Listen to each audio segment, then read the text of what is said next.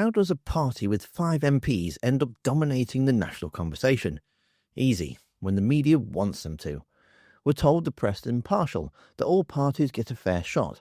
But if that's true, why does Reform UK keep getting more airtime than the Lib Dems and the Greens combined? Why are they given free rein to make false claims while other politicians are torn apart live on air? Reform doesn't have a manifesto, it barely has any MPs, but what it does have, more than the Greens and the Lib Dems, and sometimes the Tories, is wall-to-wall media coverage. And the reason why? Well, even the journalists know the game is rigged. So let's start with the Times Radio. A listener phones in and says what most of the public are already thinking. And for the first time, a journalist is actually honest with us. Here, take a watch. Now, Nick is not going to be thrilled with our conversation over the next couple of minutes because he has said, Jenrick and Farage, how wonderful. Can't get enough of those two, thanks so much. They won't get free airtime on their own right. How come Reform have 4 MPs but the Lib Dems have a dozen, but you never hear about the Lib Dems and hear every day about Reform or Farage? So we've done the Farage bit. Nick, you might want to just look away now. I suppose, the obvious answer is because they are causing disruptions and actually maybe we should just own it as journalists. We like a disruption. Now, that wasn't an accident. That's a confession. They're not reporting what matters. They're chasing chaos. And Reform delivers just enough outrage to stay in the centre of the news cycle, even if they haven't earned it. Meanwhile, the Newsagent's podcast gets flooded with the same question. Why is Reform being platformed more than other parties with bigger mandates? One listener puts it perfectly. Question here from Christian Alcorn, who says, "Hi guys, how much of an impact on the recent surge in Reform's popularity is down to the excessive media coverage, screen and airtime they get? Any firefighter would tell you that to put out a fire, you starve it of oxygen, yet our media seem incessant on giving them as much coverage as possible. I appreciate that, ironically, this question is giving them further oxygen. Thanks, Christian." And I don't know about you, John, but this is the question, certainly in my social media timeline.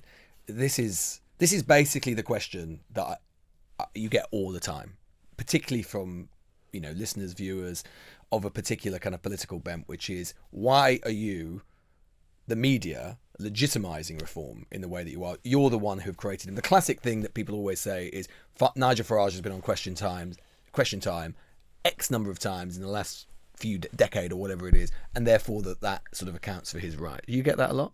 So I don't like the phrase legitimising them, because I think they are legitimate. They're a democratic political party committed to achieving their ends by democratic means. So I don't think they are a kind of quasi-terrorist group that we're sanitising.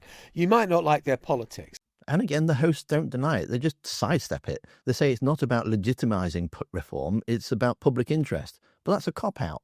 The public interest is shaped by what gets repeated, and Reform have been handed the mic while everyone else gets drowned out. Now ask yourself this, why does Reform only seem to show up on shows like Nick Ferrari's? Why do they always seem to go quiet when someone like James O'Brien calls them out? Because Reform knows they can't survive real scrutiny. Take party chair Zia Yusuf's interview while James O'Brien was actually on holiday. He threw out a string of wildly misleading claims. No challenge, no fact check, no follow-up. Claimed hotel asylums cost $5 billion. It's $3 billion. Claimed foreigners take $1 billion in benefits. The number's actually $941 million and includes UK citizens married to non-UK nationals, people like Nigel Farage's own family when he was married to a German. Implied that refugees were draining the system, conveniently ignoring that many of the spike periods he's referring to involved people we invited from Ukraine and Hong Kong. And this wasn't just an off-the-cuff rant in the pub. It was a national broadcast, aired unchallenged because the usual hosts were away. Then you have things, for example, the asylum hotels, which are $5 billion as we speak. Very expensive. We just had a Telegraph story yesterday, Lewis, where foreigners are taking £1 billion in the form of benefits from this country. How is that? I mean, you tell me, Lewis, how is that conscionable when we're telling British pensioners who are paid into the system their entire lives that there's no money to pay for them to heat their homes anymore? How is that justifiable when the educational attainment of 13-year-olds in Wales is below the OECD average? The notion that there is no money to be saved in these budgets, Lewis, and you know this, is for the birds. You mentioned pensioners. Obviously, a huge proportion of government spending goes to pension. Now contrast that with how Lewis Goodall grilled the Tory MP on the exact same show. Indeed, has anyone ever accosted you in the street for unlawfully approving a Conservative-supporting billionaire housing project which could have cost the taxpayer £45 million? Rule breaking is a problem wherever it happens, isn't it? Well, you're talking about something that happened 5 years ago, which I was cleared of then. What matters you now accepted to people acting listening... unlawfully.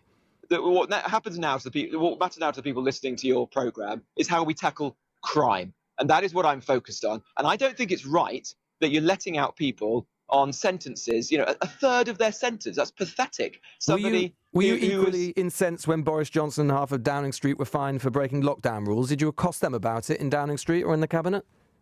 Look, Lewis, you seem to be decrying No, I'm not. these things that are happening right now in our country. You're trying to deflect from them. Well, you just say I think anything that that's happens wrong. in the past doesn't matter. It does matter, doesn't it? Just No, because it's happened in the Lewis, past. what you're doing here is trying to deflect. Do you see the difference there? He interrupts, he pushes back, he follows up. He does what journalists are actually supposed to do.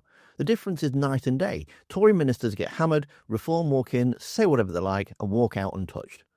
This isn't just about one party getting more airtime. It's about a media environment that's actively inflating the political brand for engagement while pretending their hands are clean. They give Reform an open mic and then act all shocked when the party's poll numbers rise. It's like it's self-fulfilling airtime.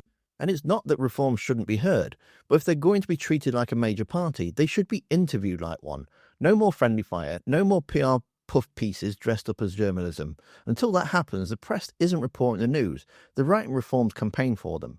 Just listen to this again, and then try telling me the rise of Reform has nothing to do with the media. Not the journalists, not the airtime, not the endless coverage. I suppose, the obvious answer is because they are causing disruptions, and actually maybe we should just own it as journalists. We like a disruption.